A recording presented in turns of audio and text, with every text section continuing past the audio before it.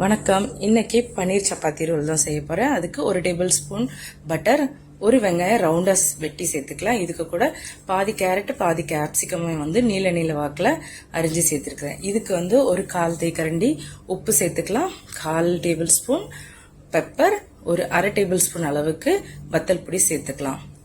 இதை நல்லா மிக்ஸ் பண்ணி விட்டுருங்க. ஒரு 5 நிமிஷம் வதங்கினா போதும்.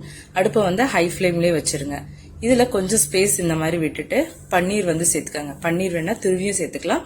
நான் நீல வாக்குல கட் பண்ணி சேர்த்துருக்கிறேன். இதுக்கு கூட மேகி மசாலா, எந்த மேகி மசாலாவா இருந்தாலும் பரவாயில்ல, லைட்டா ஒரு பிஞ்ச் மட்டும் சேர்த்துக்கோங்க.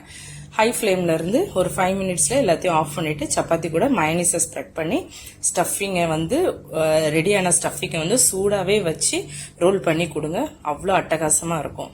ஃபுல் வீடியோ லிங்கை நான் ஷேர் பண்றேன். கண்டிப்பா இந்த வீடியோ பிடிக்கும்னு நினைக்கிறேன். மறக்காம கமெண்ட் பண்ணுங்க. தேங்க்யூ.